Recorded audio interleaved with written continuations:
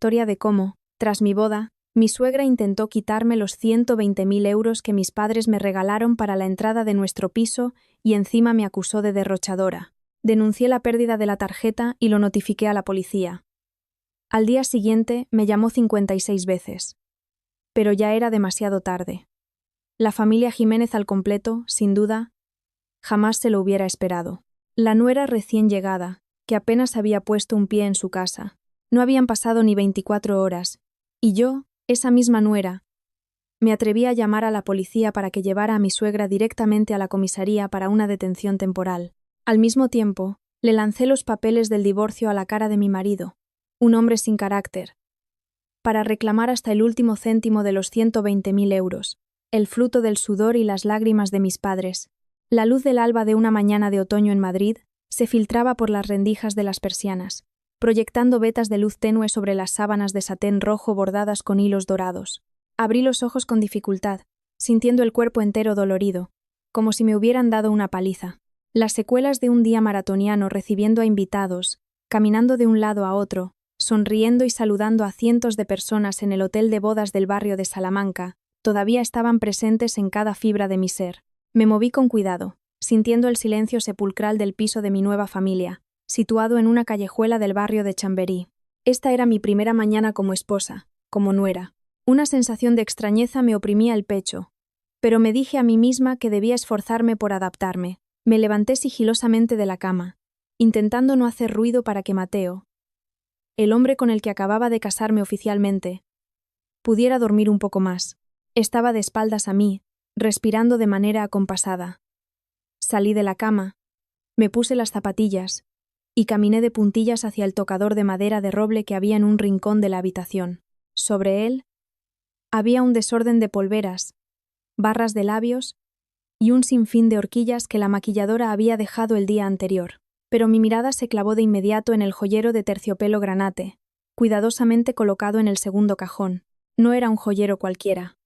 Dentro de esa suave tela se guardaba todo el amor, el sudor, las lágrimas y el esfuerzo de toda una vida de mis padres. Mis padres, originarios de un pueblo de Castilla-La Mancha, habían trabajado la tierra toda su vida, sol a sol, ahorrando para comprar una pequeña parcela en las afueras.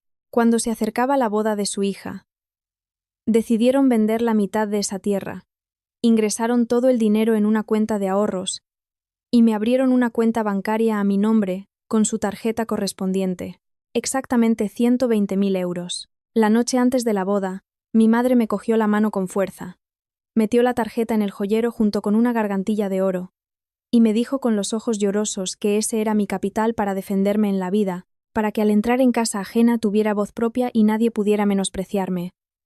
Con cuidado, abrí el cajón, levanté el joyero de terciopelo y una sensación de ligereza inesperada hizo que mi corazón diera un vuelco. Abrí apresuradamente el cierre de latón y la tapa saltó.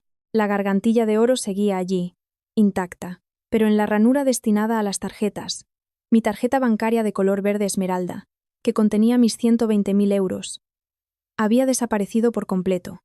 Me quedé atónita, parpadeando una y otra vez, levantando el forro de terciopelo para ver si la tarjeta se había caído al fondo. No había nada.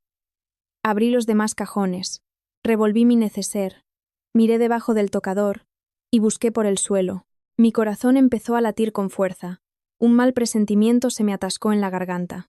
En esta habitación nupcial, desde anoche hasta ahora, solo habíamos estado Mateo y yo.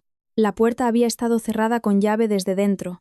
Era imposible que un ladrón hubiera entrado hasta aquí solo para llevarse una tarjeta bancaria, dejando el oro.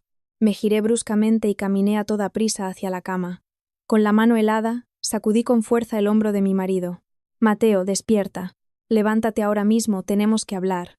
Mateo frunció el ceño, emitió unos gruñidos y abrió los ojos lentamente. Me miró con los ojos entrecerrados. Su rostro somnoliento mostraba una clara molestia por haber sido despertado tan temprano. «¿Qué pasa? ¿Por qué tanto alboroto? Apenas amanece. Déjame dormir un poco más. Ayer acabé agotado con tanto vino». Me erguí, con los brazos cruzados sobre el pecho, y mi voz, aunque intentaba contener el temblor, sonó cortante. «¿Dónde está mi tarjeta bancaria?» «La que estaba en el joyero. En el tocador. Anoche Antes de dormir, la guardé yo misma. Ahora he ido a mirar y no está. Al oír las palabras tarjeta bancaria, la somnolencia desapareció del rostro de Mateo al instante. Se incorporó de golpe, se rascó la cabeza, pero su mirada era esquiva, perdida en dirección a las persianas. Su actitud era tremendamente artificial. Tragó saliva, carraspeó y respondió con un volumen más bajo de lo normal. No sé nada de eso. Son tus cosas. Tú sabrás dónde las guardas. No me preguntes a mí. Seguro que la has dejado en otro sitio, o se te ha caído en el bolso. Luego, con calma, la buscas bien. Le miré directamente a los ojos, tratando de captar su mirada. La decepción empezó a invadirme. Llevábamos más de un año de novios antes de casarnos. Mateo siempre se había mostrado como un hombre honesto y sencillo, pero su comportamiento actual delataba un torpe intento de ocultar algo. No me mientas. Anoche, cuando me estaba quitando las joyas, estabas a mi lado. Incluso me dijiste que lo guardara todo bien, para que no se perdiera nada. Esta habitación ha estado cerrada toda la noche, aparte de ti y de mí. ¿Quién podría haber entrado? Si has cogido tú la tarjeta, devuélvemela ahora mismo. Es el dinero del sudor y las lágrimas de mis padres. No quiero que juegues con eso. Mateo empezó a ponerse nervioso. Se frotó la cara. Cogió el móvil de la mesita de noche. Tecleó algo sin sentido y volvió a dejarlo. Suspiró profundamente, pero seguía sin mirarme a los ojos. ¿Qué ocurrencia la tuya? ¿Para qué iba a coger yo tu tarjeta? Yo no la tengo, y tú sigues montando un escándalo. Como te oiga mi madre. Nos va a echar una buena bronca. Tus primeros días como nuera deberías guardar un poco las formas. Las palabras de Mateo fueron como echar más leña al fuego. No solo no ayudaba a su esposa a encontrar algo tan valioso, sino que además usaba a su madre para amenazarme. La frustración y la indignación me subieron por la garganta. Me acerqué a la cama, dispuesta a aclarar las cosas. No podía permitir que una suma de dinero tan grande desapareciera de forma tan absurda en mi propia casa. Justo cuando iba a hablar, un sonido seco vino de la puerta. El pomo giró con fuerza, y la puerta de nuestra habitación nupcial se abrió de golpe, sin que nadie hubiera llamado antes. Quien entró no era otra que Pilar, mi suegra. Llevaba una bata de casa de seda con un estampado oscuro. Su rostro era severo, y sus cejas arqueadas le daban un aire autoritario. Su mirada me recorrió con una frialdad que me heló la sangre, antes de detenerse en Mateo, que estaba sentado en la cama con la cabeza gacha. El hecho de que mi suegra abriera la puerta de la habitación nupcial de su hijo y su nuera sin llamar a primera hora de la mañana, me dejó tan perpleja que no supe cómo reaccionar. El concepto de privacidad parecía no existir en aquella casa. Pilar entró lentamente hasta el centro de la habitación, se cruzó de brazos, y con una voz de superioridad, articulando cada palabra, rompió la tensa atmósfera que se había creado entre nosotros. No hace falta que busques más. He guardado yo esa tarjeta, y no tienes por qué poner en un aprieto a Mateo. Él no sabe nada. Apenas amanece, y ya estás discutiendo a gritos con tu marido. ¿Acaso pretendes revolucionar esta casa? ¿Quién te has creído que eres? Mi suegra acababa de admitir con total naturalidad que había sido ella quien había robado mis pertenencias en mi propia habitación. Respiré hondo, tratando de recuperar la calma, y la miré fijamente. ¿Qué ha dicho, suegra? ¿Cuándo ha entrado en nuestra habitación? ¿Por qué se ha tomado la libertad de registrar mis cosas personales y llevarse esa tarjeta? Es la ayuda para la entrada del piso que me dieron mis padres. Es mi propiedad privada. Pilar esbozó una sonrisa despectiva. Metió la mano en el bolsillo de su bata de seda, sacó un papel doblado en 4 y lo arrojó con fuerza sobre el tocador. Justo delante de mí, el papel cayó y se desdobló. Eché un vistazo. Era el extracto de mi tarjeta de crédito personal de los 2 meses anteriores a la boda. El extracto detallaba mis gastos en ropa, cosméticos, un bolso de marca que me había regalado a mí misma tras un gran proyecto en el trabajo, y el coste de un viaje con mis amigas íntimas antes de casarme. Abre bien los ojos y mira esto, dijo Pilar, señalando el papel, con un tono cada vez más duro y cargado de crítica. Esto es lo que encontré por casualidad en tu bolso el otro día mientras ordenaba el salón. ¿Ves lo derrochadora que eres? Marcas de lujo, cosméticos caros, y encima de viaje y de fiesta por ahí, una chica que aún no se ha casado, y que gasta el dinero como si fuera agua, sin saber ahorrar para el futuro. ¿Pretendes traer esa costumbre de señorita de manos rotas para arruinar a esta familia? Apreté los puños con fuerza, clavándome las uñas en las palmas de las manos para no estallar. Aquella ofensa superaba todo lo que podía soportar. El hecho de que hubiera registrado mi bolso a escondidas para mirar mis extractos bancarios ya era una invasión flagrante, y ahora lo usaba como excusa para robar mi tarjeta de 120.000 euros. Suegra, ese es el dinero que yo misma he ganado con mi sudor y mi esfuerzo. Trabajo y tengo un buen sueldo. Gastarlo en mí misma es mi derecho. Que comprara cosas o viajara antes de casarme no tiene nada que ver con las finanzas de esta familia ahora. Y desde luego, eso no le da derecho a coger mi tarjeta bancaria sin permiso. No me vengas con impertinencias y réplicas. Pilar me fulminó con la mirada y dio un paso más hacia mí, intimidándome con su postura de superioridad. Desde que has cruzado la puerta de esta casa, como nuera de la familia Jiménez, todo debe seguir las reglas de esta casa. El dinero de la familia lo administran los mayores. Tus padres te han dado 120.000 euros por la venta de un terreno. Una suma tan grande en manos de una derrochadora como tú no tardaría en desaparecer. Yo soy la madre. Y es mi responsabilidad cuidar del patrimonio de vuestro matrimonio, con la excusa de que la nuera podría gastárselo todo. He guardado esa tarjeta. Al entrar en esta casa, el dinero debe estar en manos de la madre para que esté seguro. Tú preocúpate de las tareas del hogar y de tener hijos. El dinero para los gastos mensuales ya se lo daré a Mateo. La lógica retorcida de Pilar me dejó estupefacta. Un cálculo descarado, flagrante y lleno de codicia, envuelto en el pretexto de guardarlo por seguridad y preocuparse por el futuro. Esos 120.000 euros eran el fruto del sudor y las lágrimas de mis padres. Ella no había aportado ni un céntimo, y pretendía arrebatármelos sin más. Apenas una noche después de mi llegada, me di cuenta de que esta familia no me había acogido como a una hija. Solo estaban interesados en el patrimonio que traía conmigo. No había ni el más mínimo respeto. Me giré para mirar a Mateo, mi marido legal, esperando que se levantara y dijera algo justo, que defendiera la verdad y a su esposa. Miré fijamente a Mateo, con los ojos llenos de una mezcla de esperanza e indignación. En ese momento, él era mi único salvavidas en aquella casa extraña y opresiva. Este conflicto podría resolverse si el hombre que estaba en medio de las dos partes actuaba con claridad y firmeza. Sin embargo, en contra de mis expectativas, Mateo seguía encogido en el borde de la cama. Sus manos estaban entrelazadas, jugueteando nerviosamente con el borde de la colcha. No se atrevía a levantar la vista para mirar a su madre, ni tampoco a mirarme a mí a los ojos. La cobardía que emanaba de cada uno de sus gestos hizo que mi corazón se sintiera como si una mano invisible lo estuviera estrujando. Mateo, ¿te vas a quedar ahí sentado escuchando a tu madre decir esas cosas? Le llamé en voz alta, mi tono cargado de frustración. Tú sabes mejor que nadie de dónde vienen esos 120.000 euros. Mis padres tuvieron que vender con gran pena la tierra que les dejaron sus abuelos, solo para que yo tuviera un pequeño capital y pudiera empezar una familia contigo con tranquilidad. Tú también sabes que soy independiente económicamente desde hace mucho tiempo, que nunca he dependido de nadie ni he gastado el dinero de otros. Ahora tu madre entra en nuestra habitación sin permiso, registra mis cosas y se lleva mi propiedad personal de antes del matrimonio. Tienes que decir algo justo, Pilar.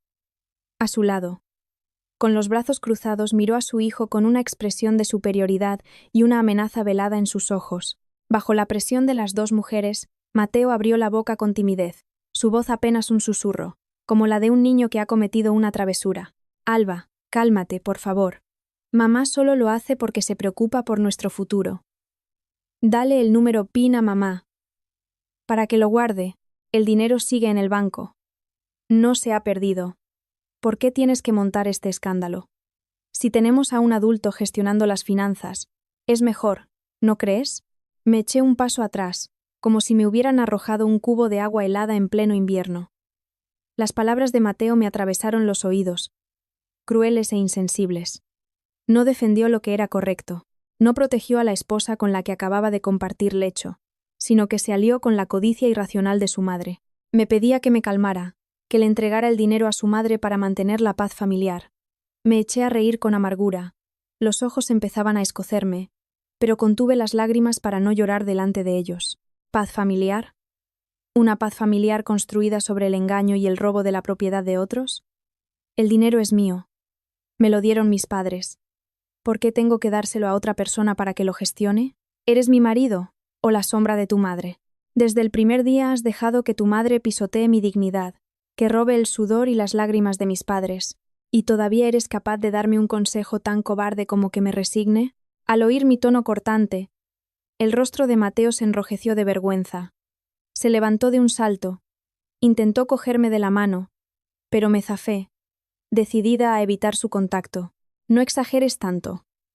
Eres la nuera. Tienes que saber ceder un poco ante tu suegra. Mamá no se lo va a gastar.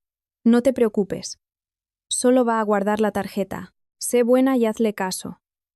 No dejes que los vecinos se rían de nosotros porque apenas nos hemos casado y ya estamos discutiendo a gritos. Mateo frunció el ceño, intentando usar una lógica absurda para aplacarme, esperando que cediera rápidamente para zanjar el asunto. Una inmensa decepción se apoderó de mi mente. Miré al hombre alto que tenía delante, y de repente me pareció un extraño. Un ser digno de lástima. Durante nuestro noviazgo, siempre se había mostrado atento y comprensivo. Me había pintado un futuro de color de rosa, una pequeña familia independiente donde lucharíamos juntos. Resultó que todo era una ilusión. Detrás de la fachada de un jefe de recursos humanos de una empresa privada, se escondía un hombre débil, dependiente de su madre, sin criterio propio y dispuesto a vender a su esposa por una falsa paz familiar.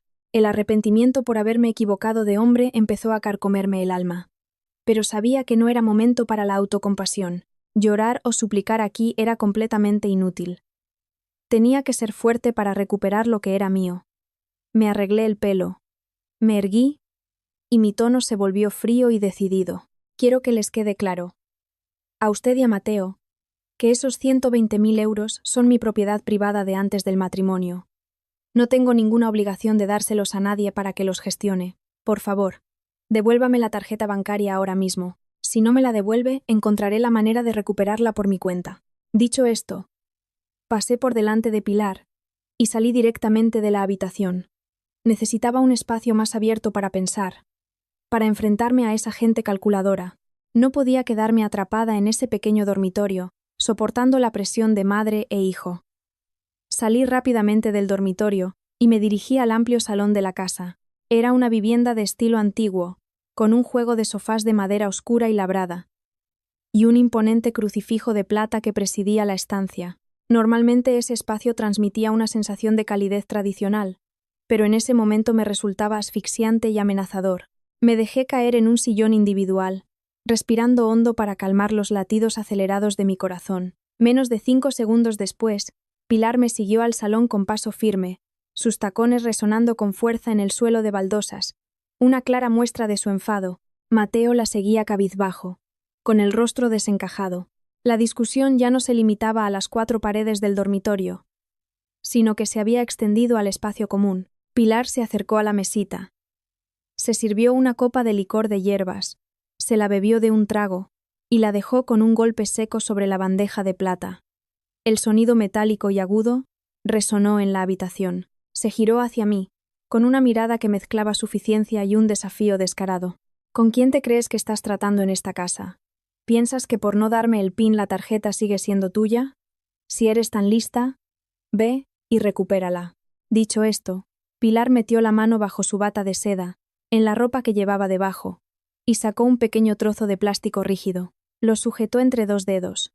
Lo levantó a la altura de su cara y lo agitó en mi dirección. Al verlo sentí que la sangre me hervía y me subía a la cabeza.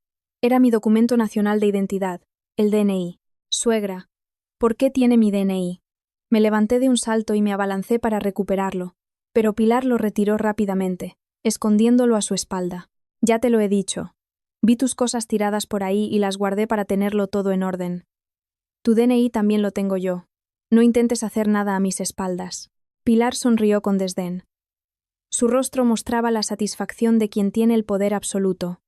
Su acción era verdaderamente maliciosa. Aunque era una persona mayor, entendía perfectamente los procedimientos actuales. Sin mi DNI, no podía ir al banco a denunciar la pérdida de la tarjeta. No podía sacar dinero. No podía hacer transferencias de grandes cantidades. Ni siquiera podía comprar un billete de avión o reservar una habitación de hotel si quería irme. Lo había calculado todo meticulosamente para cortarme cualquier vía de escape, para acorralarme. La invasión ya no se limitaba a mis pertenencias personales, sino que ahora afectaba al documento de identidad más importante de un ciudadano. Lo que está haciendo es ilegal. No tiene derecho a retener el documento de identidad de otra persona. Devuélvamelo ahora mismo. Grité, intentando usar la ley para intimidarla. ¿Qué ley ni qué ley? En esta casa, la ley soy yo. ¿Qué policía se va a meter en asuntos de familia porque una suegra guarde los papeles de su nuera? No me vengas con leyes para asustar a esta vieja. Pilar me lo dijo mientras me señalaba directamente a la cara, con una actitud extremadamente agresiva. Te lo voy a dejar muy claro. Me das ahora mismo el PIN de la tarjeta de los 120.000 euros. Cuando compruebe que el dinero está transferido a la cuenta de Mateo, te devolveré el DNI. Si no, prepárate para quedarte en casa cocinando y limpiando. Y ni se te ocurra poner un pie fuera, ni para ir a trabajar ni para nada. Estaba usando mi propio documento de identidad para chantajearme, para obligarme a entregarle los 120.000 euros que tanto les había costado a mis padres. Me giré para mirar a Mateo una vez más. Él seguía de pie, inmóvil como una estatua de madera, con la mirada perdida, consintiendo plenamente el comportamiento ilegal y tiránico de su madre. En ese instante, sentí una profunda repugnancia. Una familia que aparentaba ser educada y tradicional en la capital de España, y que por dentro escondía una codicia sin límites y unos cálculos despreciables. Querían despojarme de todo desde el primer día que entré en su casa. Me quedé paralizada en medio del salón, mirándolos fijamente a los dos. En mi mente empezaron a surgir ideas más agudas. Enfrentarme a ellos directamente en ese momento era una completa desventaja. Tenía mis papeles en su poder, no podía usar la fuerza para recuperarlos porque estaba sola, y me acusarían de ser una nuera insolente que pegaba a su suegra. Si seguía discutiendo, nunca recuperaría mi DNI, y proteger los 120.000 euros se volvería extremadamente difícil.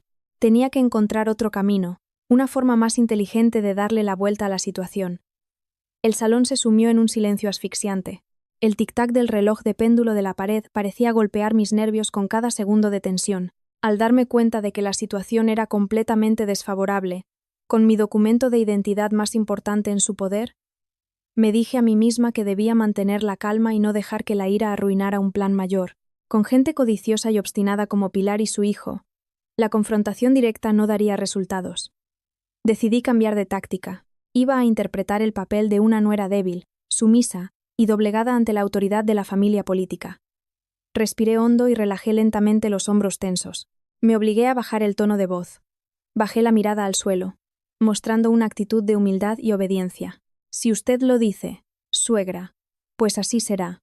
Acabo de llegar. No conozco las costumbres de la familia. Le pido que me disculpe. Si usted y Mateo han decidido que quieren guardar ese dinero para el futuro, y si me presiona tanto, no me queda más remedio que ceder. Le daré el PIN. Al oírme decir eso, el rostro de Pilar se relajó al instante. Sus cejas arqueadas se suavizaron, y una sonrisa de triunfo apareció en sus labios finos. Se acercó, me dio unas palmaditas en el hombro, y su tono de voz cambió rápidamente, volviéndose dulce, como el de una madre cariñosa. Así me gusta, mi niña. Si hubieras sido así de obediente desde el principio, la casa estaría en paz, ¿no crees? Guardo el dinero para vosotros. ¿Cuánto crees que come esta vieja, para que te preocupes tanto? Venga, ¿cuál es el PIN? Dímelo para que lo apunte. Mateo, a su lado, también soltó un suspiro de alivio. Sonrió, se acercó y me frotó la espalda, su rostro lleno de aprobación, porque su esposa había sabido entrar en razón. Contuve las náuseas que me subían por la garganta ante la falsedad de ambos. Levanté la cabeza, con una expresión inocente y algo preocupada, y presenté mi condición con astucia. Pero, suegra, 120.000 euros es mucho dinero. Es todo el patrimonio que mis padres han acumulado en su vida. Esta tarjeta la tengo desde hace tiempo, guardada en el joyero. Casi no la he mirado. Me da miedo que el sistema del banco falle, o que haya algún problema con el dinero. Si luego resulta que no están los 120.000 euros, me culpará de haberme guardado una parte, y sería muy injusto para mí. Quiero ir al banco a comprobar que el dinero sigue intacto en la cuenta, e incluso imprimir un extracto con el saldo para confirmarlo. Solo entonces podré darle el PIN y transferirle el dinero con tranquilidad. Al oír esto, Pilar se detuvo un momento, entrecerrando los ojos con suspicacia. Me miró fijamente, pero mi expresión sincera y mi razonamiento lógico la convencieron. La codicia estaba nublando su juicio. La idea de ver la cifra de 120.000 euros impresa en un documento oficial del banco antes de tenerla en su poder parecía ser una tentación irresistible para esta suegra avariciosa. Pilar se giró hacia Mateo y asintió. De acuerdo, tiene razón. Mejor que quede todo por escrito, negro sobre blanco. No vaya a ser que la gente del pueblo nos dé una tarjeta sin fondos, y luego la culpa sea mía. De acuerdo. Vete a cambiarte, vamos las dos. Mateo. Coge el coche, y llévanos al banco que hay en la calle Bravo Murillo, aquí en Chamberí, ahora mismo. Cuando acabemos, volvemos a desayunar. Que aún es temprano. Mateo asintió con entusiasmo y corrió al garaje a por el coche. Pilar se palpó con cuidado el bolsillo de la bata, donde guardaba mi DNI y mi tarjeta bancaria, y salió con una sonrisa de suficiencia. Volví al dormitorio y elegí un conjunto de ropa elegante y discreto. Al mirarme en el espejo, vi a una mujer completamente diferente. Ya no era la novia radiante y frágil del día anterior. Ahora, en mis ojos había una frialdad y una determinación inquebrantables. Creyeron que habían doblegado mi voluntad, que me habían forzado a entregar mi patrimonio.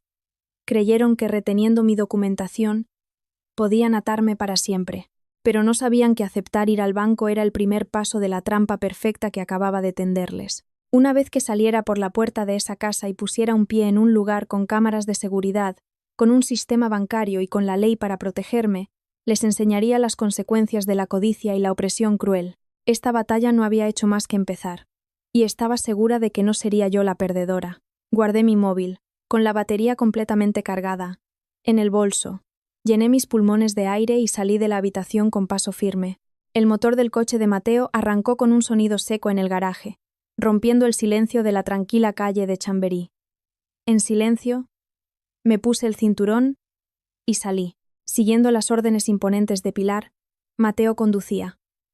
Ella se sentó en el asiento del copiloto, como una reina, y a mí me obligaron a sentarme en el asiento de atrás, sola. Pilar argumentó que tenía miedo de que me bajara del coche y escapara en algún semáforo, por lo que su presencia delante era como la de una carcelera escoltando a un prisionero. Grabé esa humillación en mi mente, prometiéndome a mí misma que no me rendiría. El coche se unió al denso tráfico de la mañana madrileña.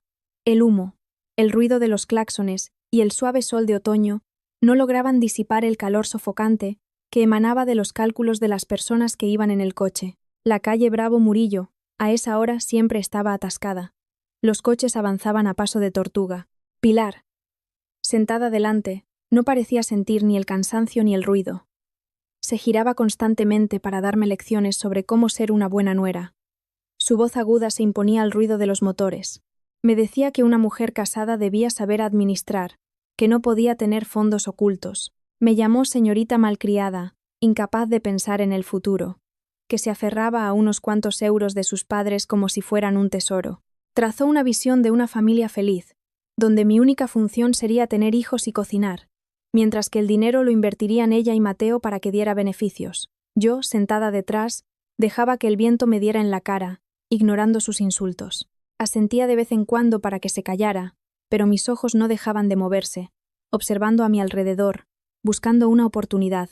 Cuando el coche se detuvo en un semáforo en rojo que duraba más de 90 segundos, supe que mi momento había llegado. El ruido de cientos de motores y el hecho de que Pilar estuviera ocupada regañando a Mateo por su forma de conducir crearon la tapadera perfecta. Con una mano me sujeté al asiento, mientras que con la otra me deslicé rápidamente hacia mi pequeño bolso. Saqué mi smartphone y lo escondí detrás del respaldo del asiento de Pilar. Con agilidad, desbloqueé la pantalla. Lo primero que hice fue abrir la aplicación de mensajería. Busqué el número del servicio de atención al cliente de mi banca personal. Llevaba mucho tiempo siendo clienta VIP, así que podía gestionar cualquier trámite urgente por mensaje antes de confirmarlo oficialmente. Tecleé rápidamente un mensaje solicitando el bloqueo de todas las transacciones de la tarjeta terminada en 8899 a nombre de Alba Pérez. Insistí en que la tarjeta corría el riesgo de ser utilizada de forma fraudulenta y pedí el bloqueo inmediato del saldo de 120.000 euros. A los pocos segundos, la pantalla se iluminó con un mensaje automático del banco confirmando que mi solicitud se estaba procesando y que la cuenta quedaba temporalmente congelada. La mitad del peso que oprimía mi pecho se desvaneció. Sonreí fríamente detrás de la mascarilla. Pero eso no era suficiente. Bloquear la tarjeta solo impedía que sacaran el dinero, pero no me devolvía mi DNI ni castigaba su avaricia desmedida. Decidí jugar mi última carta. Busqué en mi agenda el número de la comisaría de la Policía Nacional más cercana a la sucursal del banco de la calle Bravo Murillo a la que nos dirigíamos. En cuanto descolgaron al otro lado, acerqué la cara a mi hombro y me tapé la boca con la mano para que el viento no se llevara el sonido. Hablé en un susurro, pero con claridad, rapidez y precisión. Me identifiqué y denuncié que mi suegra me estaba reteniendo bienes personales de antes del matrimonio por valor de 120.000 euros, así como mi DNI, de forma ilegal. Informé de la dirección exacta de la sucursal bancaria a la que me estaban obligando a ir para realizar la transferencia. Supliqué a los agentes que enviaran a alguien para proteger mis bienes y mi seguridad, ya que los individuos tenían una actitud muy agresiva y coactiva. El agente de servicio confirmó la información brevemente y prometió enviar una patrulla para comprobarlo de inmediato. Colgué rápidamente. Borré el historial de llamadas y metí el teléfono en el fondo del bolso justo cuando el semáforo se puso en verde. El coche aceleró, y Pilar continuó con su sermón sobre su propia sabiduría, ajena por completo a que yo acababa de tenderle una soga legal alrededor del cuello. El coche se detuvo frente a la amplia entrada de una gran sucursal bancaria en la calle Bravo Murillo. Al bajar, Pilar se estiró y respiró hondo, como si estuviera a punto de entrar en un tesoro que le pertenecía. Mateo cerró el coche con cuidado y corrió a ayudar a su madre, con una sonrisa de oreja a oreja. Yo caminé en silencio detrás de ellos, arreglándome la ropa. Por muy ruidoso y ajetreado que estuviera el exterior, al cruzar la puerta de cristal, el frescor y la tranquilidad del interior del banco nos envolvieron. Un suave aroma ambientador flotaba en el aire. Las hileras de cómodos sillones de espera de cuero estaban perfectamente alineadas. El sonido rítmico de las máquinas de contar dinero de los mostradores creaba una atmósfera de profesionalidad y seguridad. Pilar buscó un sitio para sentarse. Sus ojos brillaron al ver el letrero de la zona de atención a clientes preferentes. Cogió a Mateo del brazo y se dirigió hacia allí, ordenándome con un gesto de cabeza que cogiera número. La seguí, con la cabeza gacha y una expresión tímida. Justo cuando los tres nos detuvimos en la zona de espera, me llevé las manos al estómago y fruncí el ceño, fingiendo un dolor intenso. Levanté la vista hacia Mateo con una mirada suplicante. Mateo, no he comido nada desde esta mañana, y el viaje en coche me ha revuelto el estómago. Tengo un dolor terrible. Esperadme aquí un momento, por favor. Tengo que ir al servicio urgentemente. No aguanto más. En cuanto vuelva, vamos juntos al mostrador. Al oír esto, Pilar frunció el ceño y me hizo un gesto para que me fuera, con una expresión de asco. Me gritó con su tono autoritario que fuera rápido y volviera pronto, y que no se me ocurriera hacer ninguna tontería para ganar tiempo. Mateo asintió y me instó a darme prisa. Incliné la cabeza en señal de obediencia, di unos pasos hacia atrás y me dirigí rápidamente hacia el pasillo que llevaba a los aseos. Pero en cuanto me oculté detrás de un gran biombo de madera que separaba la zona de los cajeros automáticos, cambié de dirección. No entré en los aseos, sino que giré hacia la zona de atención VIP, en un rincón más apartado, donde una empleada esperaba sin clientes. Me acerqué al mostrador y me senté con decisión en una de las sillas giratorias. La empleada me saludó con una sonrisa profesional. La miré directamente a los ojos, recuperando la confianza y la agudeza de la jefa de equipo que era en mi día a día. Le expliqué la situación con claridad y precisión. Le informé de que era la titular de la cuenta terminada en 8.899 y que acababa de solicitar por mensaje el bloqueo urgente por sospecha de robo de la tarjeta. Ahora estaba allí en persona para tramitar la denuncia de pérdida definitiva de la tarjeta y solicitar un extracto de saldo como prueba para proteger mis bienes. La empleada, al oírme, se puso seria y empezó a teclear en su ordenador. Me pidió el DNI para verificar mi identidad. Con calma, saqué el móvil y abrí la aplicación oficial con mi DNI digital. Le expliqué claramente que mi documento físico estaba siendo retenido ilegalmente por un familiar con la intención de apropiarse de mi dinero. Solicité al banco que aceptara mi identificación digital, válida según la ley, para proteger mis derechos legítimos. La empleada asintió, comparó cuidadosamente mi rostro con la foto del sistema, verificó las medidas de seguridad y el número de identificación.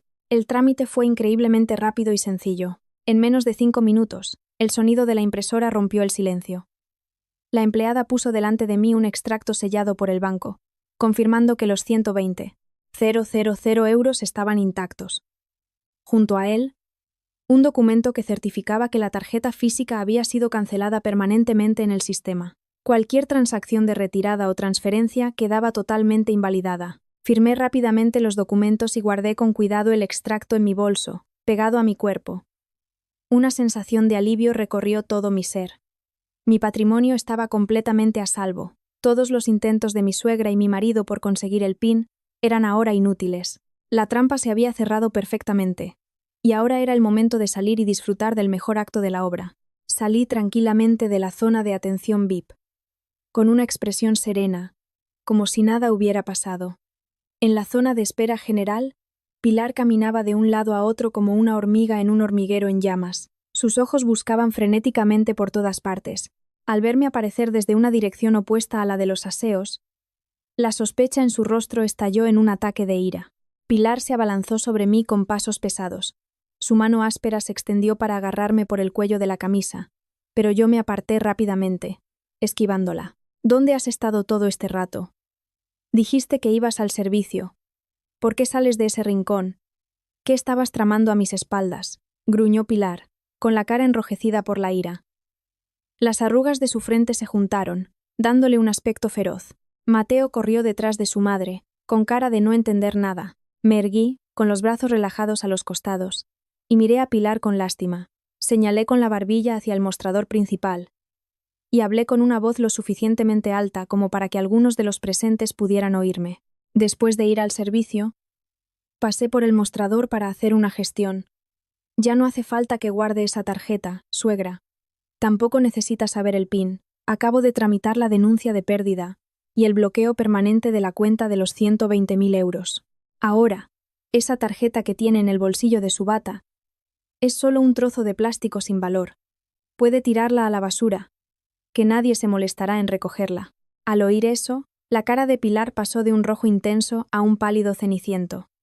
Sus ojos se abrieron como platos, y su boca se quedó abierta, sin poder articular palabra. Torpemente, metió la mano en el bolsillo de su bata, sacó la tarjeta verde esmeralda, la miró fijamente, y luego me miró a mí como si fuera un monstruo. Tardó varios segundos en procesar la terrible información que acababa de recibir.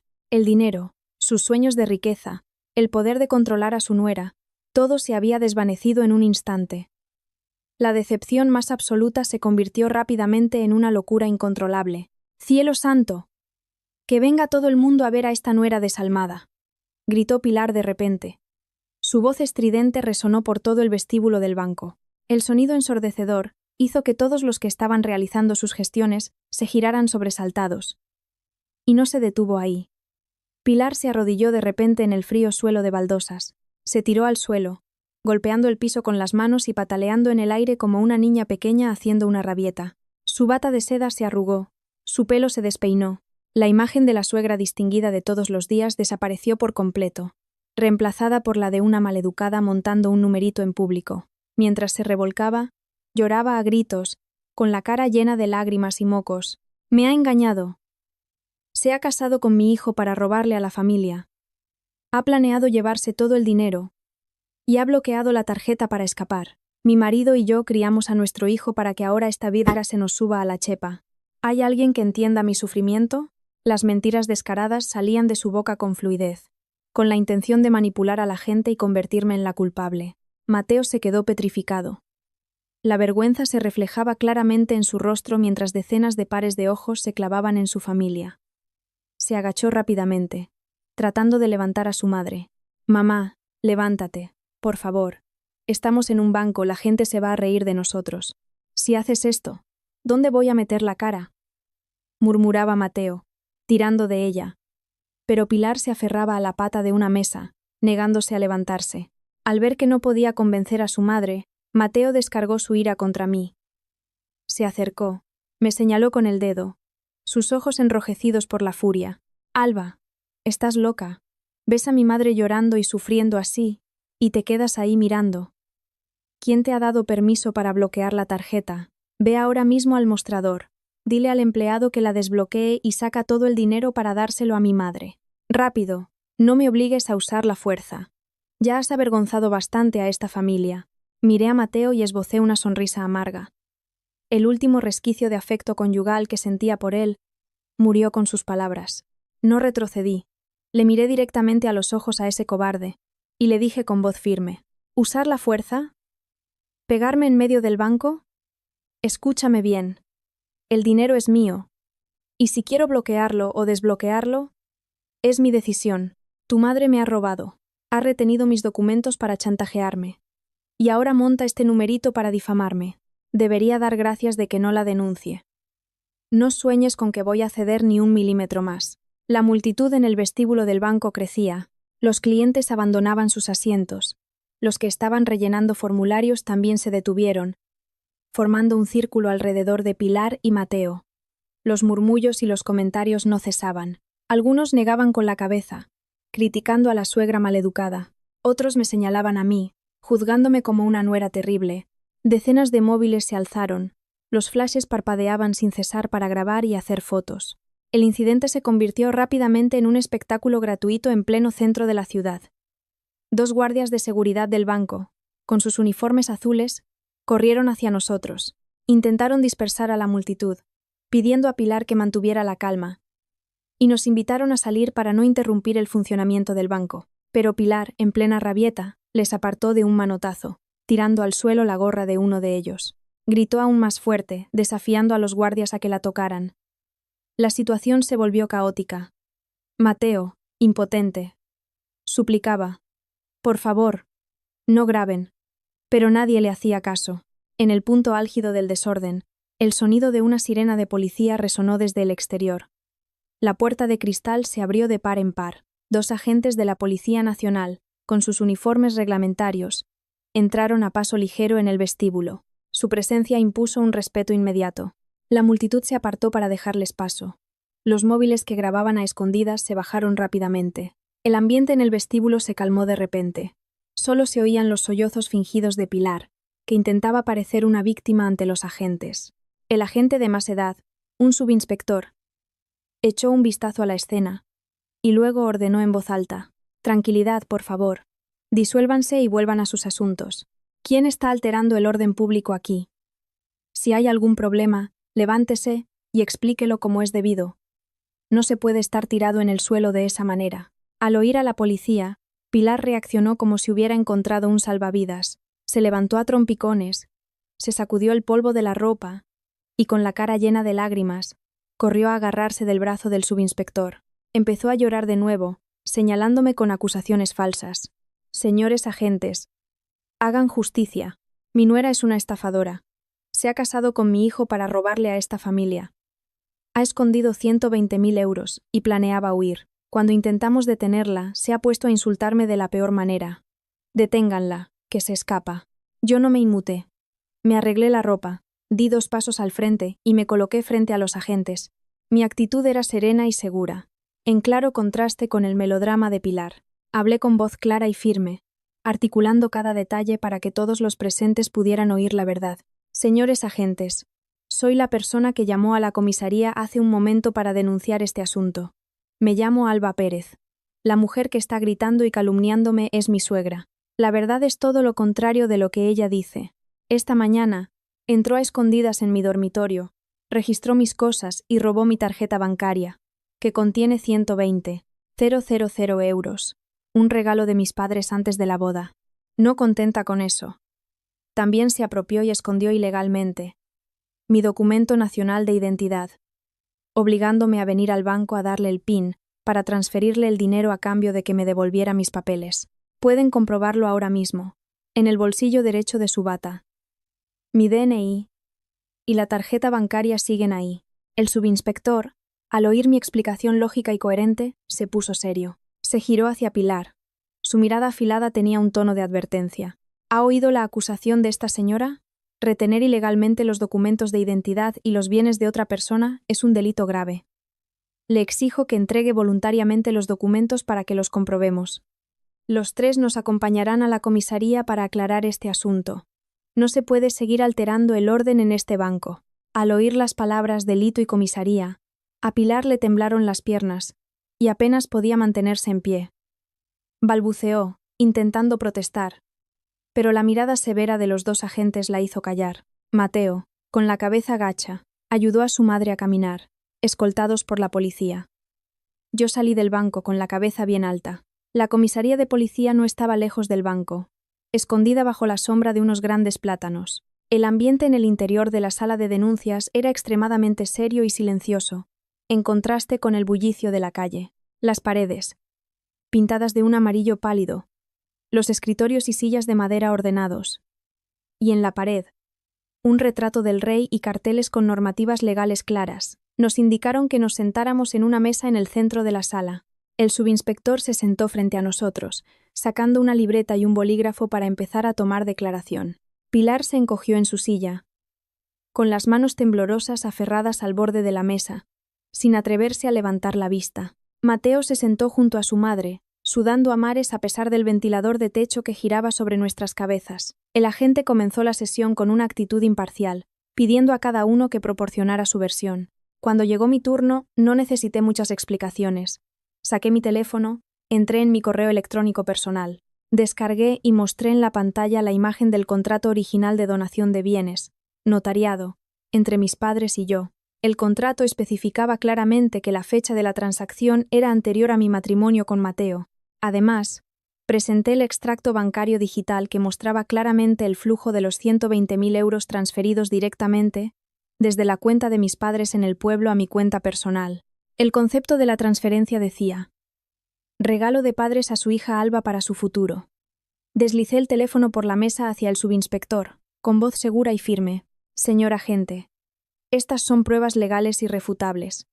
Este dinero es mi propiedad privada y legítima, adquirida antes del matrimonio y donada por mis propios padres. La familia de mi marido no ha contribuido en absoluto a esta suma. El hecho de que mi suegra registrara mi habitación privada, robara mi tarjeta bancaria y retuviera mi DNI para chantajearme es un acto de apropiación indebida flagrante. Solicito que las autoridades actúen con rigor según la ley para proteger mis derechos legítimos. El subinspector cogió el teléfono y examinó cuidadosamente cada imagen, cada sello notarial, y cotejó las fechas en los documentos. La verdad era tan clara como el día. Estas pruebas contundentes desmontaban todas las mentiras baratas de Pilar. Asintió. Me devolvió el teléfono y se giró para mirar a Pilar directamente a la cara. La voz del agente de la ley resonó con severidad, cargada con el peso de la autoridad. El asunto está claro. La señora Pérez ha proporcionado toda la documentación que acredita su propiedad privada y legítima. Señora Pilar, el hecho de que usted haya invadido la privacidad de su nuera y se haya apoderado de su tarjeta bancaria tiene indicios de un delito de apropiación indebida. Además, retener el DNI de otra persona es una infracción grave de la ley, que puede ser sancionada con una multa administrativa elevada. Su intención de utilizar los documentos de la señora Pérez para obligarla a entregarle sus bienes constituye una coacción. Si hubiera logrado apropiarse de una suma tan grande, podría enfrentarse a un proceso penal y a una pena de prisión. Es consciente de la gravedad de sus actos. Al oír las palabras proceso penal y prisión, el rostro de Pilar se quedó sin una gota de sangre. Sus dientes castañeteaban, sus manos ásperas cayeron sobre la mesa, y toda su fachada de arrogancia, prepotencia y desprecio por los demás se desmoronó ante la advertencia de la ley. Se giró hacia Mateo con una mirada de súplica desesperada, pero Mateo también estaba temblando, con el rostro tan pálido como el de su madre. La codicia ciega los había llevado a una trampa perfecta, creada por su propio exceso de confianza. Pensaron que la presión familiar y las viejas costumbres autoritarias podrían obligar a una mujer moderna a entregarles todo. No contaban con que la nuera a la que despreciaban utilizaría la propia ley como arma para contraatacar de forma letal. La sala se sumió en un silencio tenso. Me recosté en la silla, soltando un suspiro de alivio. Había ganado esta batalla legal de forma contundente. Esperé en silencio la decisión final de la policía, preparándome para los siguientes pasos que daría para cortar por completo los lazos con esa familia. El espacio en la sala de denuncias de la comisaría pareció congelarse tras la contundente advertencia del subinspector. El zumbido del ventilador de techo sobre nuestras cabezas no hacía más que acentuar el silencio asfixiante. Pilar. La mujer que hacía apenas unos minutos se revolcaba en el suelo del banco montando un escándalo. Ahora estaba encogida en su silla de madera como un animal acorralado. Su rostro pasó de un rojo intenso a un blanco pálido. Gotas de sudor frío le perlaban la frente y le resbalaban por las mejillas arrugadas. Cuando se dio cuenta de que la apropiación de bienes y la retención de documentos podían acarrear un proceso penal y la cárcel, Toda su fachada de suegra autoritaria se derrumbó por completo. Miró de reojo al policía y luego a mí con una expresión suplicante. Sus manos ásperas temblaban mientras las juntaba delante del pecho, y empezó a recurrir al llanto. Esta vez no eran gritos de rabieta, sino sollozos ahogados y gemidos, en un intento de parecer una anciana frágil e ignorante. Señor agente, por favor, tenga en cuenta las circunstancias de mi familia. Soy una mujer de pueblo, con pocos estudios. Toda mi vida he estado en la cocina. No entiendo de leyes como ustedes. Juro por Dios que no tenía intención de robar ni de quedarme con el dinero de mi nuera. Acaba de llegar a casa. Lleva solo un día con nosotros. Vi que era joven e inexperta para manejar una suma tan grande como 120.000 euros. Tenía miedo de que lo perdiera o lo derrochara. Por eso lo guardé. Solo quería lo mejor para ellos. Preservar su hogar. Esta vieja, con un trozo de pan le basta. ¿Para qué quiero yo 120.000 euros? Por favor, sea indulgente y perdóneme esta vez. Mateo, a su lado, se apresuró a secundar a su madre. Se inclinó hacia adelante, frotándose las manos sin parar, con un tono de súplica desesperada. Sí, señores agentes, mi madre tiene razón. Esto ha sido solo un pequeño malentendido familiar sobre cómo gestionar el dinero. Mi madre es mayor. Tiene una mentalidad un poco anticuada. Piensa que como suegra tiene derecho a controlar las finanzas de sus hijos. Mi mujer, al ser el dinero que le dieron sus padres, se enfadó y llamó a la policía. Son cosas de casa, se pueden arreglar entre nosotros. Les pido que nos dejen resolverlo en privado. Prometo llevar a mi madre y a mi mujer a casa y solucionarlo pacíficamente, sin molestar más a las autoridades. Al oír a madre e hijo actuar como víctimas ignorantes, mi indignación creció aún más. Era una justificación descarada. Si yo fuera una chica débil, sin conocimientos legales, tal vez me habrían engañado con sus palabras melosas. Pero yo había visto la oscuridad de sus intenciones. Me erguí, con una mirada fría y penetrante fija en Mateo, y desbaraté sus intentos de excusarse. Mateo, no uses la palabra malentendido aquí. ¿Qué clase de malentendido te lleva a entrar a escondidas en la habitación de tu mujer mientras duerme para registrar sus cosas? ¿Qué malentendido te hace esconder su DNI en lo más profundo de tu ropa para luego usarlo como moneda de cambio y obligarme a darte el PIN de mi cuenta bancaria? Si no hubiera sido lo suficientemente rápida para bloquear la tarjeta, ¿crees que esos 120.000 euros seguirían en mi cuenta o ya estarían en la vuestra? La verdad es evidente. La codicia de tu madre y tu complicidad son innegables. Me giré hacia el subinspector. Mi voz seguía siendo tranquila, pero extremadamente firme. No podía permitir que la compasión entrara en juego en ese momento. Señor agente, no acepto ninguna conciliación. Los asuntos familiares son una cosa, pero cuando se vulneran los derechos de propiedad privada y la libertad de un ciudadano, hay que aplicar la ley. Solicito que la policía actúe conforme al procedimiento, levante acta de los hechos y sancione con rigor la retención ilegal de mis documentos de identidad por parte de mi suegra. Quiero recuperar mi DNI inmediatamente.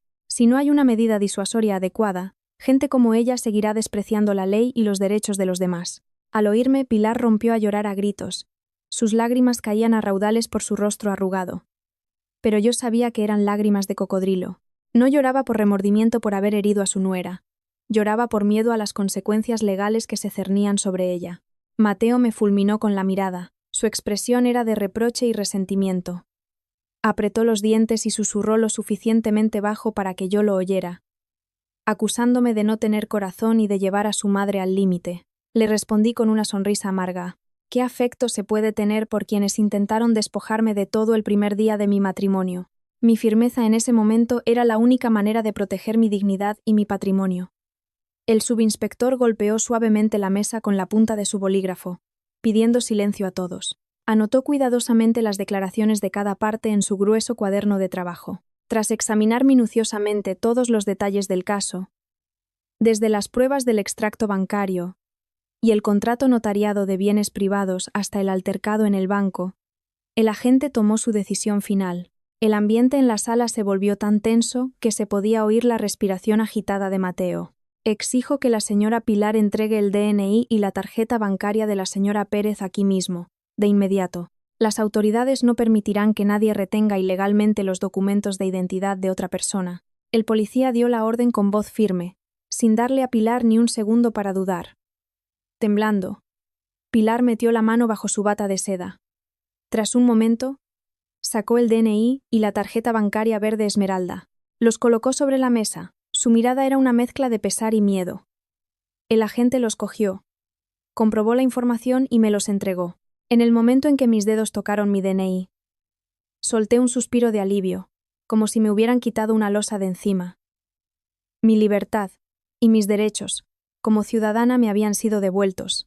En cuanto a la tarjeta bancaria, dado que la señora Pérez ya la ha bloqueado permanentemente en el sistema, esta tarjeta física ya no tiene valor, continuó el subinspector, pasando a anunciar la sanción, teniendo en cuenta que los 120,000 euros no llegaron a ser sustraídos gracias a la rápida intervención de la señora Pérez, y considerando las circunstancias personales y la relación familiar, la policía ha decidido imponer una sanción administrativa a la señora Pilar Jiménez. De acuerdo con la normativa vigente sobre la retención ilegal de documentos de identidad y la alteración del orden público, la sanción consiste en una multa administrativa de 2,000 euros y una medida de detención administrativa de 7 días como medida disuasoria.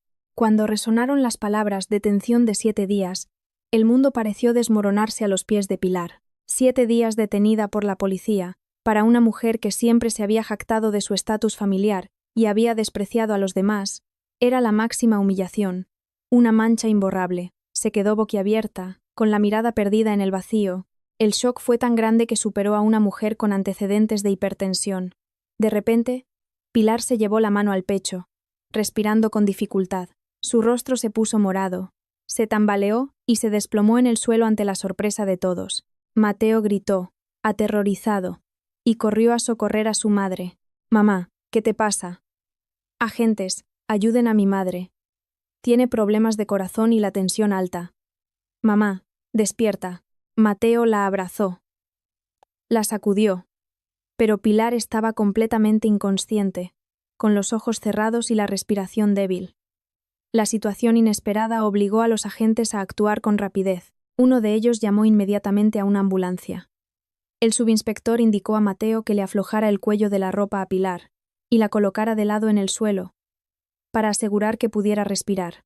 El ambiente en la comisaría se volvió caótico, con gritos y el sonido de pasos apresurados.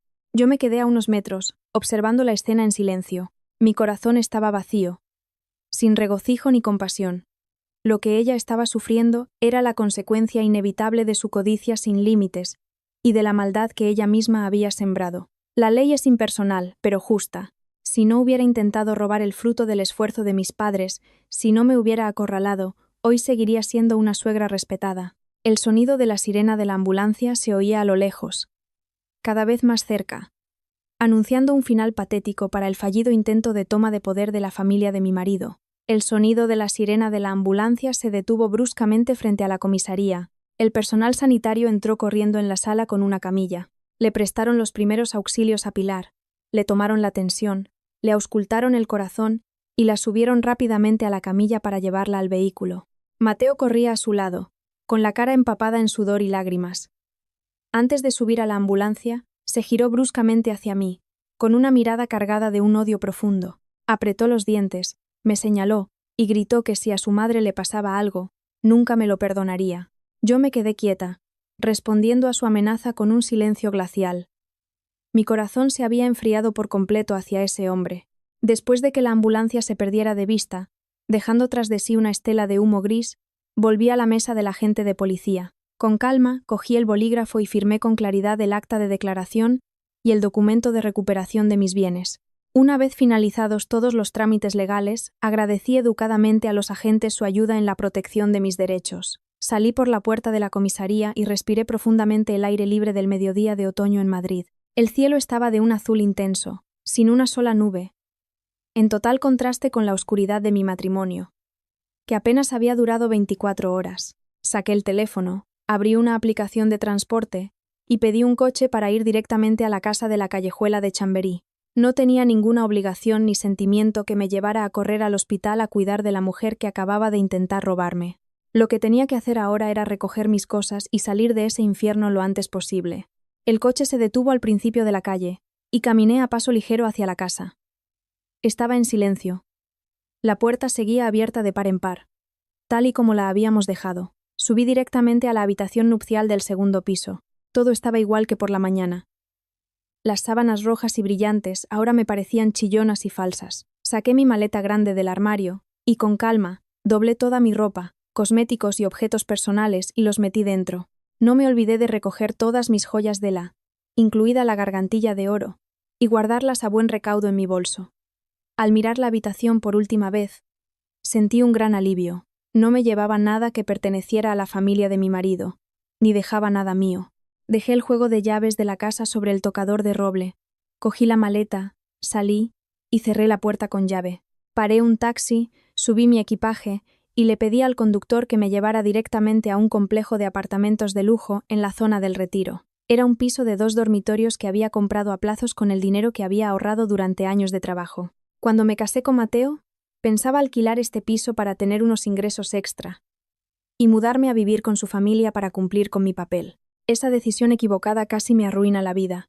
Al volver a mi piso, abrir las ventanas de par en par para que entrara el aire, me tumbé en el cómodo sofá y sentí una paz y una seguridad absolutas.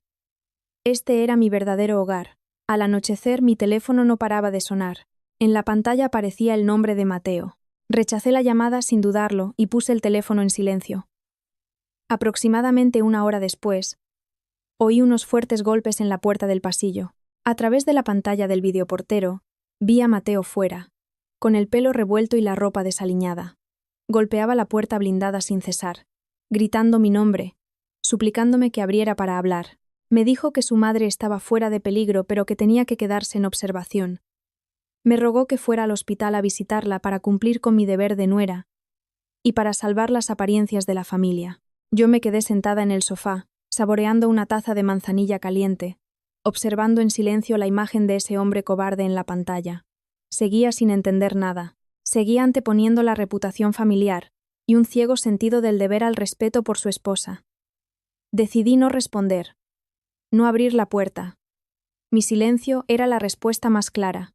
Después de casi media hora de gritar en vano sin obtener respuesta, Mateo dio una patada a la puerta con rabia y se fue. Sonreí y apagué la pantalla del videoportero. El lazo tóxico que me unía a esa familia se había roto por completo. Era libre. Me desperté a la mañana del tercer día después de la boda en mi propio apartamento. Un sueño profundo, sin pesadillas, sin preocupaciones, sin la voz autoritaria de una suegra llamando a la puerta. Me estiré. Me preparé un café solo con hielo, fuerte y aromático. La luz del sol de la mañana entraba por el balcón, bailando sobre las hojas de mis plantas. Ese ambiente de paz valía más que cualquier palabra dulce y falsa.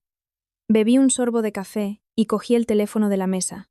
Al desbloquear la pantalla, una avalancha de notificaciones me inundó. El icono de WhatsApp mostraba más de 99 mensajes sin leer. Todos provenían de un grupo llamado Familia Jiménez. Era el grupo de toda la familia paterna de Mateo, que reunía a todos. Desde el tío mayor, el segundo tío, la tía más joven, hasta primos lejanos. Después de la boda, Mateo me había añadido con entusiasmo para presentarme a la familia. Nunca imaginé que se convertiría en mi primer campo de batalla posmatrimonial. Abrí el chat. En la parte superior, un mensaje larguísimo que Mateo había escrito y enviado a las 2 de la madrugada. Las líneas de texto apretadas en la pantalla me hicieron estremecer ante la capacidad de tergiversar la realidad del hombre al que una vez llamé marido. En el mensaje, Mateo se presentaba como un hijo devoto y un marido desdichado que sufría un dolor inmenso. Había tejido una historia completamente diferente a la realidad. Escribió que yo era una chica arrogante por tener dinero, que le había faltado el respeto a su madre desde el primer día. Me culpó de tener fondos ocultos y de no respetar a su familia. El colmo de la mentira fue cuando me acusó de haber insultado a su madre a gritos en medio de un banco lleno de gente, de haberla acusado falsamente de robo, lo que le causó una gran humillación. Describió cómo Pilar se había desmayado y había tenido que ser hospitalizada de urgencia como prueba de mi crueldad y falta de corazón.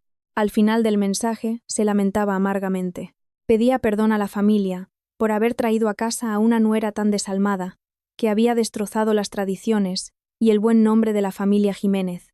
Debajo de la publicación victimista de Mateo, había una avalancha de respuestas de indignación de los miembros de la familia Juani. Los insultos y las críticas hacia mí no paraban de llegar. El tío mayor, la figura de más autoridad en la familia, Fue el más duro. Escribió que no podían aceptar a una nuera tan maleducada. Exigió a Mateo que me devolviera a mi casa de inmediato. La familia Jiménez no albergaba a gente que valoraba más el dinero que los lazos familiares. La tía más joven escribió con un tono mordaz. Dijo que desde el principio sabía que yo no era de fiar.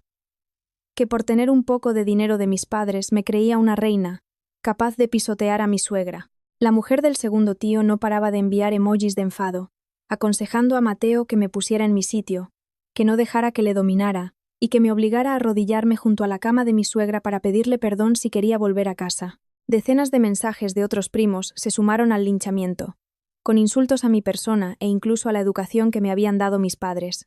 Criticaban a mi familia del pueblo por no saber educar a su hija, permitiendo que trajera sus malas costumbres para manchar el buen nombre de otros. Al leer esos mensajes, no sentí una ira incontrolable. Al contrario, me pareció cómico y lamentable ver a un grupo de personas ciegas por una versión unilateral de los hechos. No conocían la verdad. Solo se basaban en las quejas de Mateo, para atacar a una mujer que acababa de entrar en su familia. Este incidente reforzó mi decisión: vivir en un entorno que encubre el mal, que está dispuesto a distorsionar la verdad para proteger una falsa reputación, solo me hundiría en la oscuridad. Dejé la taza de café, me froté las manos. Era hora de poner fin a esta farsa, de limpiar mi nombre y de desenmascarar a la familia de mi marido ante todos sus parientes. Me senté erguida en el sofá, completamente concentrada. Sabía que defenderme con meras palabras en una red social era inútil con gente tan predispuesta a lincharme. La única manera de callar a esos hipócritas era con pruebas irrefutables. Abrí la galería de mi teléfono y seleccioné los documentos más importantes que había fotografiado cuidadosamente en la comisaría el día anterior. Era una foto nítida y cercana del acta de sanción por infracción administrativa, con el sello oficial de la comisaría de policía. En el acta se especificaba claramente el nombre de Pilar Jiménez. La infracción se describía en blanco y negro: retención ilegal del DNI y la tarjeta bancaria de la ciudadana Alba Pérez, junto con la sanción de una multa de 2.000 euros y una medida de detención de 7 días. Esta era la prueba legal más contundente. Nadie podía negarla ni tergiversarla. Junto a ella, adjunté la foto del extracto bancario que demostraba el origen legítimo de los 120.000 euros, transferidos por mis padres antes de la boda. Subí ambas fotos al grupo de WhatsApp de la familia Jiménez. Luego, me dispuse a redactar una respuesta.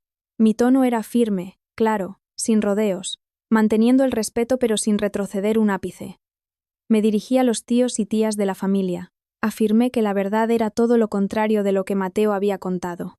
Los 120.000 euros eran el fruto del sudor y las lágrimas de toda una vida de mis padres, que habían vendido un terreno para dármelo como capital inicial, y que era mi propiedad privada de antes del matrimonio. Sin embargo, a la mañana siguiente de la boda, mi suegra había entrado a escondidas en mi habitación, había registrado mis cosas y había robado esa tarjeta bancaria. Y lo que era aún más descarado, también había escondido mi DNI para chantajearme y obligarme a ir al banco a darle el PIN a cambio de devolvérmelo. El hecho de que se desmayara y fuera hospitalizada no fue por mis insultos, sino por el shock al conocer la sanción administrativa y la orden de detención de 7 días de la policía por sus propios actos ilegales. Las fotos que envié eran la prueba legal más clara. Pedí a los mayores de la familia que lo consideraran detenidamente antes de insultarme a mí y a mi familia. En cuanto pulsé enviar, el mensaje y las 2 fotos aparecieron en la pantalla. El grupo, que hasta entonces había sido un hervidero de actividad, se quedó en un silencio sepulcral. Nadie escribió ni un solo comentario, insulto o crítica más. El número de personas que habían visto el mensaje no paraba de aumentar. El tío mayor lo vio, la tía más joven lo vio, la mujer del segundo tío lo vio, todos lo habían leído. Habían visto las pruebas irrefutables. La cruda verdad. Les había abofeteado en la cara a todos los que se habían unido para condenarme. Seguro que en ese momento estaban llamando a Mateo frenéticamente para pedirle explicaciones sobre ese vergonzoso asunto.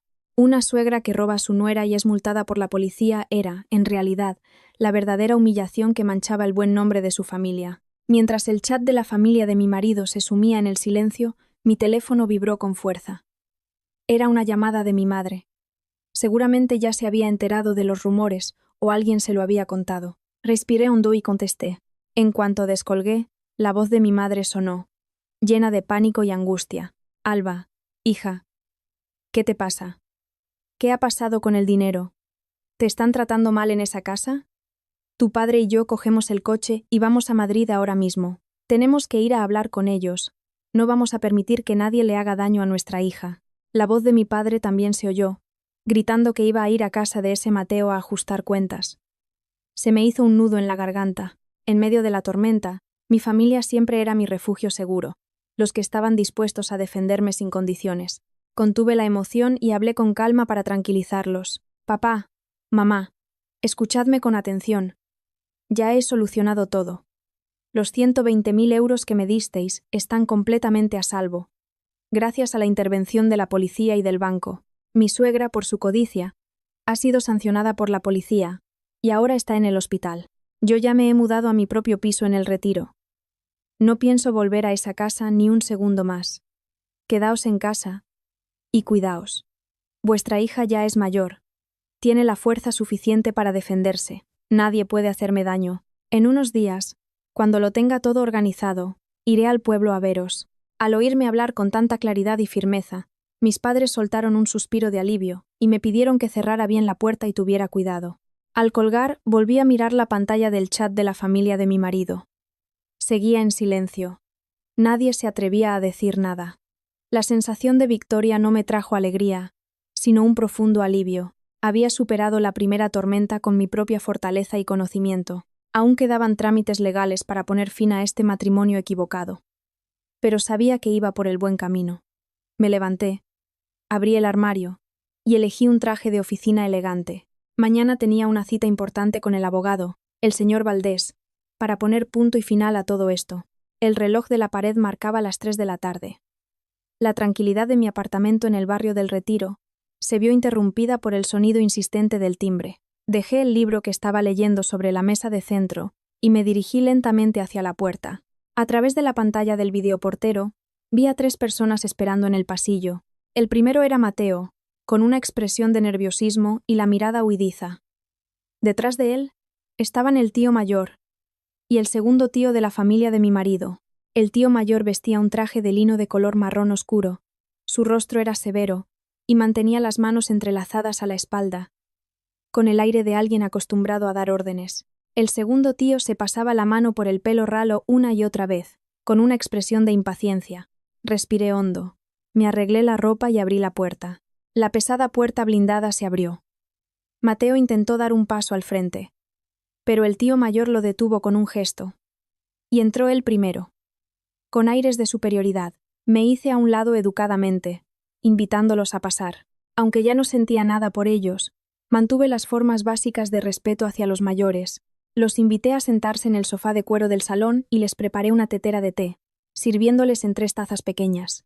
El vapor del té se elevaba, pero no lograba disipar la tensión que se respiraba en la habitación. El tío mayor levantó su taza, dio un sorbo, carraspeó un par de veces y comenzó a hablar con un tono grave y paternalista. Mira, Alba, hasta los platos chocan en el fregadero. Imagínate las personas que viven bajo el mismo techo. Vosotros sois jóvenes, recién casados. Aún no os conocéis bien. Por eso ha pasado esto. Tu suegra se preocupó demasiado. Quería guardaros el dinero para que tuvierais un capital para empezar. Puede que sus formas fueran un poco bruscas, pero al final lo hizo por amor a sus hijos. Tú, como hija y nuera nueva, deberías haber sido más comprensiva, haberlo arreglado en casa. Has montado un escándalo, llegando hasta la policía, y luego lo has contado todo en las redes sociales para que se enterara toda la familia y todo el mundo. Has actuado sin corazón. Has manchado el nombre de la familia Jiménez. Ahora tu suegra está en el hospital por el disgusto. ¿No te da pena? Al oír esas palabras vacías y condescendientes, solo pude esbozar una sonrisa amarga. A estos supuestos mayores de la familia no les importaba la verdad. No les importaba cómo mi suegra había intentado robarme mis 120.000 euros. Tampoco les importaba que me hubieran retenido ilegalmente mi DNI. Lo único que les preocupaba era el honor herido de su familia. El segundo tío, a su lado, se sumó al coro, con consejos que sonaban a órdenes. Así es, sobrina. Los problemas de casa se resuelven con las reglas de la familia. Vete al hospital a visitar a tu suegra y pídele perdón, como debe ser. Luego vas a la comisaría y retiras la denuncia. Di que fue un malentendido, para que anulen la sanción. El médico dice que mañana le darán el alta. Si no retiras la denuncia, la policía se la llevará detenida 7 días. ¿Y qué será de la reputación de esta familia? Y borra esas fotos del grupo de WhatsApp ya mismo. Mateo, encogido en un rincón del sofá, me miraba con una expresión suplicante. Con un tono lastimero, intentó despertar mi compasión. Alba, por favor, te lo ruego. Mamá se equivocó. Pero ya ha pagado por ello estando en el hospital. Sé indulgente y perdónala esta vez. Si la detienen, no lo soportará. Morirá de vergüenza. Te prometo que a partir de ahora nadie tocará tu dinero. Haz caso al tío y acompáñame al hospital a recoger a mamá. Dejé mi taza de té sobre la mesa con calma. El suave sonido fue suficiente para interrumpir a Mateo. Los miré a todos a los ojos, uno por uno, desde el tío mayor y el segundo tío, hasta el hombre cobarde que una vez fue mi marido. La firmeza de mi mirada los hizo desviar la vista. Incómodos. Hablé con voz clara, firme y contundente, sin darles oportunidad de interrumpirme. Tío, con todo el respeto, hoy les he abierto la puerta de mi casa y les he ofrecido un té, porque les tengo consideración, pero lo que acaban de decir es completamente inaceptable. Permítanme aclarar una vez más. Mi suegra no tenía ninguna intención de guardarme el dinero. Entró a escondidas en mi habitación, robó mi tarjeta bancaria y escondió mi DNI para chantajearme. Si no hubiera recurrido a la ley, esos 120.000 euros, el fruto del sudor y las lágrimas de mis padres, me los habría arrebatado el primer día de mi matrimonio. Eso no es amor, es una codicia sin límites y un delito grave. Hice una pausa, mirando directamente a Mateo, que tenía la cabeza gacha de vergüenza. Y tú, Mateo, ¿cómo puedes mentir así delante de tu familia? Fuiste testigo de todo, de cómo tu madre me presionaba, y te pusiste de su lado. Fuiste al grupo de WhatsApp a tergiversar la verdad, a calumniarme, a llamarme nuera insolente y desalmada. ¿Con qué derecho me pides ahora perdón? A vosotros os importa el honor de la familia Jiménez, ¿y qué pasa con mi honor y el de mis padres? ¿Quién me va a compensar por el daño moral que he sufrido estos días? El tío mayor se puso rojo de ira y golpeó la mesa con la mano. No te creas que por tener un poco de dinero puedes darnos lecciones a los mayores. Si no cedes, ¿qué piensas hacer? ¿Meter a tu suegra en la cárcel para quedarte satisfecha? Me levanté, con una actitud serena pero imponente. El ambiente en el salón estaba al rojo vivo. Tomé mi decisión final. Una decisión que cortaría todos los lazos con esa gente tóxica. No voy a retirar la denuncia en la comisaría. La sanción administrativa y la orden de detención de 7 días son el castigo que mi suegra merece por despreciar la ley. Tampoco voy a borrar ninguna foto ni prueba de las redes sociales hasta que la familia de Mateo se disculpe como es debido. Y lo más importante, les he invitado a venir para comunicarles algo. Mateo y yo nos vamos a divorciar. No puedo vivir con un marido cobarde que tolera el mal, y mucho menos ser la nuera de una familia que solo piensa en robarme. Los 3 hombres se quedaron atónitos. Las 2 palabras nos divorciamos, pronunciadas con calma, cayeron como una losa sobre su orgullo. Mateo se levantó de un salto, con el rostro desencajado, e intentó agarrarme, pero yo retrocedí rápidamente. Ya he dicho todo lo que tenía que decir. Mi decisión es irrevocable. Ahora tengo asuntos personales que atender. Así que, por favor, les pido que se vayan. Me dirigí a la puerta principal. La abrí de par en par y esperé. Mi firmeza les hizo entender que cualquier intento de persuasión era inútil. El tío mayor, enfadado, soltó un bufido, se levantó y salió sin mirarme. El segundo tío negó con la cabeza y lo siguió. Mateo fue el último en salir. Dudó en el umbral, con una mirada de arrepentimiento tardío, pero yo no me inmuté. Cerré la puerta de un portazo y eché los 2 cerrojos. La farsa de la reconciliación forzada había terminado. Ahora comenzaba la batalla legal final para recuperar mi libertad. A la mañana del 4.º día después de la boda, el cielo de Madrid lucía un sol dorado y suave, anunciando un nuevo día brillante. Me desperté más temprano de lo habitual. Planché cuidadosamente mi traje de oficina azul marino. Me recogí el pelo en un moño y me maquillé discretamente. La imagen en el espejo reflejaba a una mujer independiente, segura de sí misma y llena de carácter. Cogí mi maletín de cuero negro, que contenía todos mis documentos de identidad, los extractos bancarios y el acta de la comisaría, y conduje hasta un prestigioso bufete de abogados en el Paseo de la Castellana. El bufete al que me dirigí era el del abogado Valdés, un reconocido experto en derecho de familia y resolución de conflictos patrimoniales. Había concertado una cita con él la tarde anterior.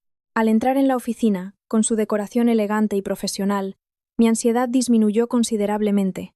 Una amable secretaria me acompañó al despacho privado del abogado Valdés. Era un hombre de unos 40 y tantos años, vestido con un impecable traje gris hecho a medida. Su rostro cuadrado irradiaba inteligencia y firmeza. Tras las presentaciones iniciales, comencé a exponerle todo el asunto con el mayor detalle y lógica posible. Le conté desde la venta del terreno de mis padres para darme los 120.000 euros, hasta el robo de la tarjeta bancaria por parte de mi suegra, la retención ilegal de mi DNI y el clímax de la escena de victimismo y calumnias en el banco, junto con el acta de sanción de la comisaría. Lo expuse todo con claridad, sin omitir ni un solo detalle, y le entregué toda la documentación y las imágenes para que las examinara. El abogado Valdés revisó cada página, sus ojos escrutando cada sello, cada firma. Tras unos 15 minutos de silencio, leyendo el expediente, dejó los papeles sobre la mesa y me miró con admiración. Debo felicitarla por su calma y su brillante manejo de la situación. El hecho de que bloqueara la tarjeta inmediatamente y llamara a la policía en el momento de los hechos fue una jugada perfecta. Gracias a eso, su patrimonio de 120.000 euros está completamente protegido. Basándome en las pruebas que me ha proporcionado, especialmente el contrato de donación notariado antes del matrimonio y el registro de la transferencia, la ley reconoce que esa suma es enteramente su propiedad privada. La familia de su marido no tiene ningún derecho ni obligación sobre ese patrimonio. Al oír la confirmación de un experto legal, solté un suspiro de alivio. El principal problema, el del dinero, estaba resuelto. Sin embargo, mi objetivo al venir aquí no era solo proteger mi dinero, sino también buscar justicia y poner fin a este desastroso matrimonio. Señor Valdés, mi deseo ahora es iniciar los trámites de divorcio lo antes posible. No quiero tener nada que ver con esa familia ni un día más.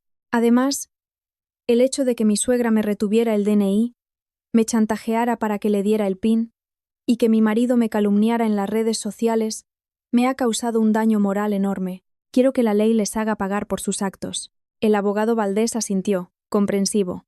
Cogió una hoja en blanco y empezó a trazar los pasos estratégicos y decisivos. En cuanto al divorcio, dado que no tienen hijos en común ni bienes gananciales, le recomiendo que optemos por un divorcio de mutuo acuerdo. Este procedimiento reducirá al máximo el tiempo de resolución en los tribunales. Si solicita un divorcio contencioso, podría alargarse durante meses, incluso un año, lo que sería agotador para usted. Utilizaremos las propias faltas de la familia de su marido como arma de presión para obligarle a firmar el acuerdo de mutuo acuerdo de inmediato. Señaló el acta de la comisaría y continuó su análisis con un tono muy agudo. En cuanto a la indemnización por daños morales, tiene una base legal muy sólida. La retención ilegal de sus documentos de identidad por parte de su suegra ya ha sido sancionada por la policía. La publicación de información falsa por parte de su marido en el grupo de WhatsApp, que ha dañado su reputación y honor, también es una infracción de la ley. En lugar de iniciar un largo y engorroso proceso civil por separado, le propongo que incluyamos esta reclamación en el acuerdo de divorcio. Puede exigirles una indemnización justa por los daños morales y los honorarios del abogado. A cambio, usted se comprometerá a no denunciar a su marido por calumnias. Es un intercambio legal muy ventajoso para usted en este momento. Escuché atentamente los consejos del abogado Valdés y reconocí la brillantez de su estrategia. No necesitaba prolongar mi sufrimiento con largos litigios civiles. Necesitaba una solución rápida, definitiva y contundente. Reflexioné unos segundos y fijé la cantidad de la indemnización. Estoy de acuerdo con su propuesta. Exijo que la familia me indemnice con la suma de 10.000 euros. Esta cantidad cubre los daños morales por la retención de mis documentos, los insultos a mi honor y los honorarios de su bufete para resolver todo este asunto. Además, mi marido y mi suegra deberán disculparse públicamente en el mismo grupo de WhatsApp en el que me calumniaron. Le pido que redacte inmediatamente un acuerdo de divorcio de mutuo acuerdo con estas condiciones. El abogado Valdés sonrió profesionalmente, apreciando mi determinación. Llamó a su secretaria. Le pidió que trajera un portátil y se puso a redactar personalmente la solicitud de divorcio de mutuo acuerdo y el acuerdo de indemnización civil. Cada frase legal estaba cuidadosamente elaborada, sin dejar ningún resquicio por el que la familia de mi marido pudiera escabullirse.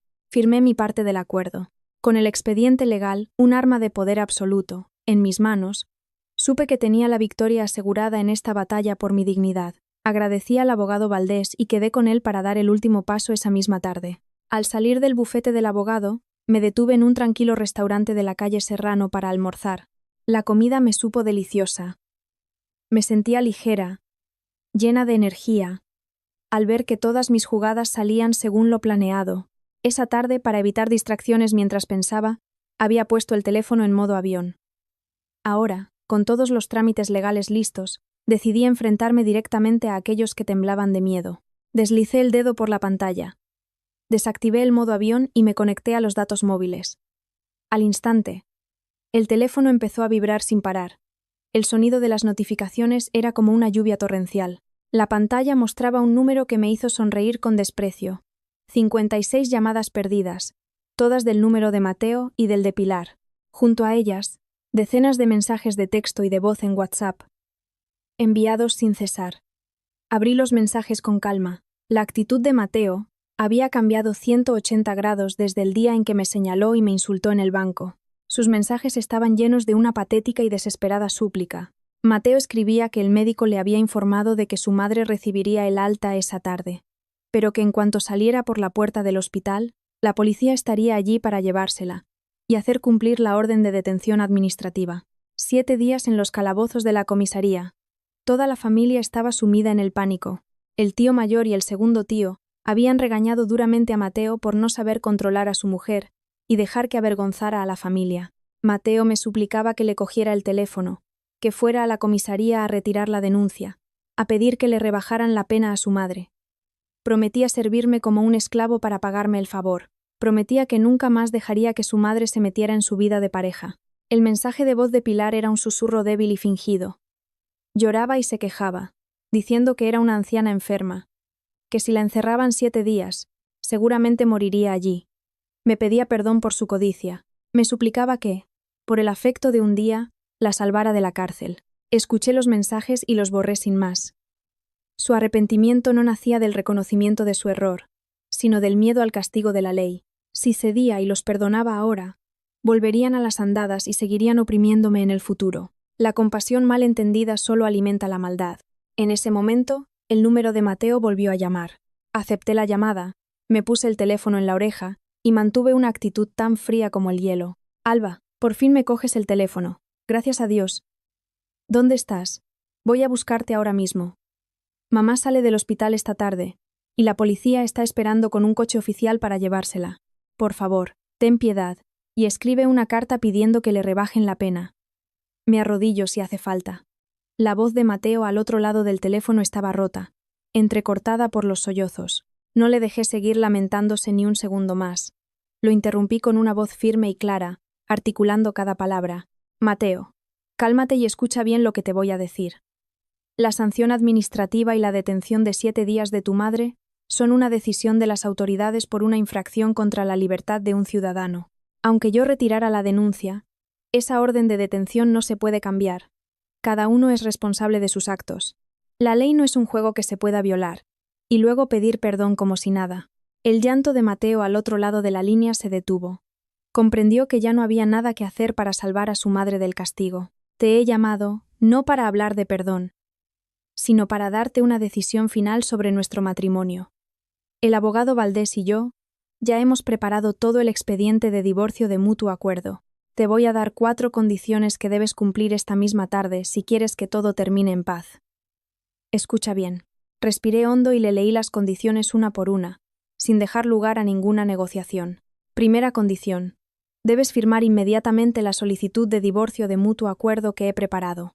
La división de bienes es sencilla, porque no tenemos bienes gananciales. Segunda condición. Debes transferirme una indemnización de 10.000 euros. Esto es por los daños morales que me ha causado tu madre al retener mis documentos y por tus insultos en las redes sociales, más los honorarios del abogado. Tercera condición. Tu madre y tú debéis escribir una rectificación y una disculpa pública en el grupo de WhatsApp de la familia Jiménez. Y cuarta condición. Tu madre debe cumplir la sanción de detención de 7 días sin montar ningún numerito ni intentar eludirla. Mateo guardó silencio durante un buen rato. Su respiración agitada se oía a través del teléfono. 10.000 euros no era una cantidad pequeña para un jefe de recursos humanos con un sueldo mensual. Y la disculpa pública en el grupo de WhatsApp Era el golpe final a la poca dignidad que le quedaba a su familia. Mateo intentó aferrarse a una última esperanza. Alba, estoy de acuerdo con el divorcio. Pero la indemnización es muy alta. No puedo conseguirla ahora mismo. Y lo de la disculpa en el grupo. ¿Podemos olvidarlo? Por favor, danos una salida.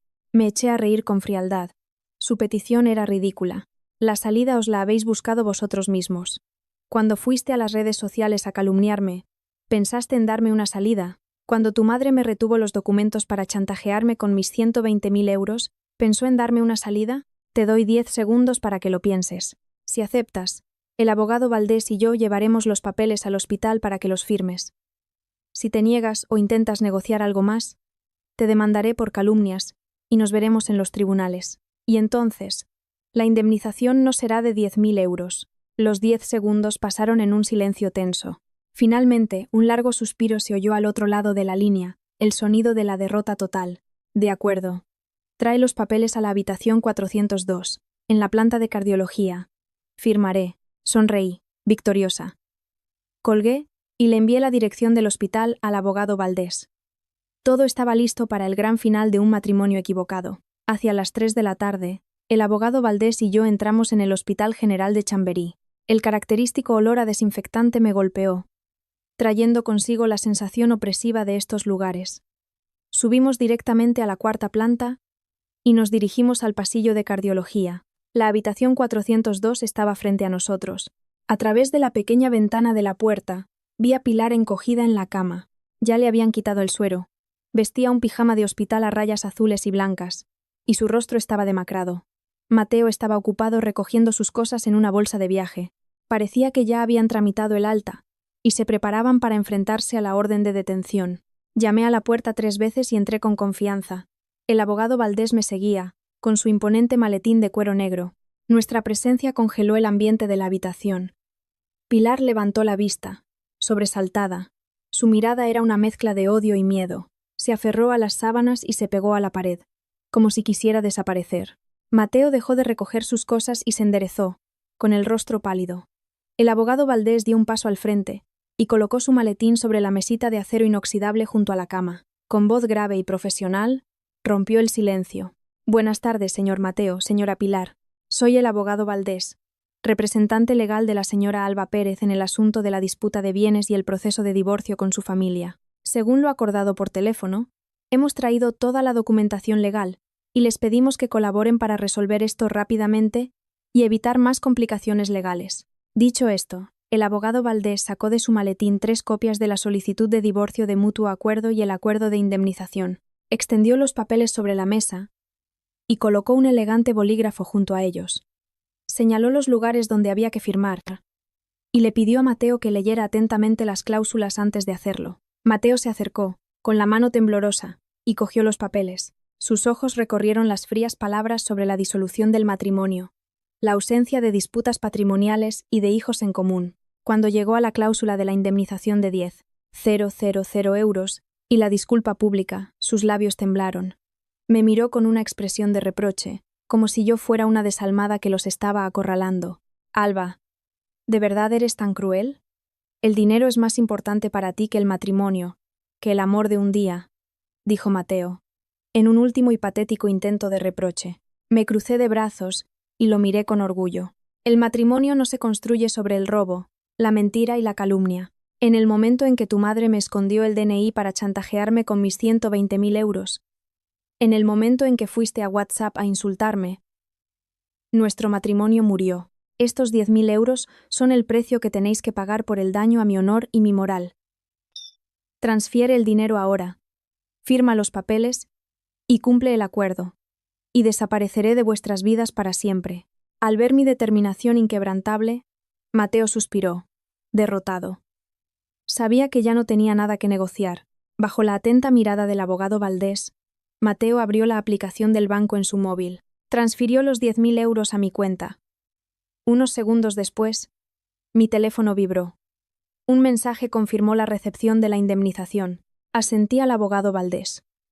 A continuación, Mateo cogió el bolígrafo y, con dificultad, firmó como el marido. Escribió cada letra con una humillación palpable. Después, Le exigí que cumpliera la tercera condición. Abre el teléfono. Entra en el grupo de WhatsApp de tu familia y escribe la disculpa pública tal y como hemos acordado. Quiero que pulses enviar tú mismo. Le ordené con voz firme. Mateo, torpemente, abrió la aplicación. Siguiendo las indicaciones del abogado Valdés, palabra por palabra, escribió un largo texto. Admitió haber publicado información falsa y haberme calumniado.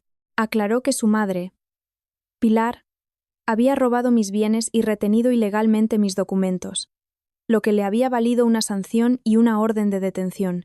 Finalmente, en su nombre y en el de su madre, se disculpó sinceramente conmigo y con mis padres por el daño causado. En cuanto envió el mensaje, la pantalla de su teléfono se llenó de notificaciones de los miembros de la familia.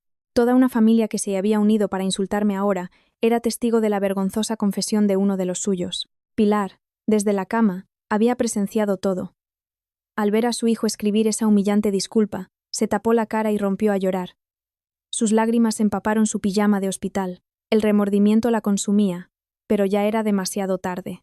Me acerqué a la mesa y firmé mi parte del acuerdo de divorcio. Mi firma fue decidida, elegante y ligera. Le di una copia a Mateo, y el resto lo guardó el abogado Valdés en su maletín. El fin estaba sellado. Sin decir una palabra más, me di la vuelta y salí de la habitación. El llanto de Pilar se fue apagando a mis espaldas, reemplazado por el sonido firme de mis pasos en el pasillo del hospital.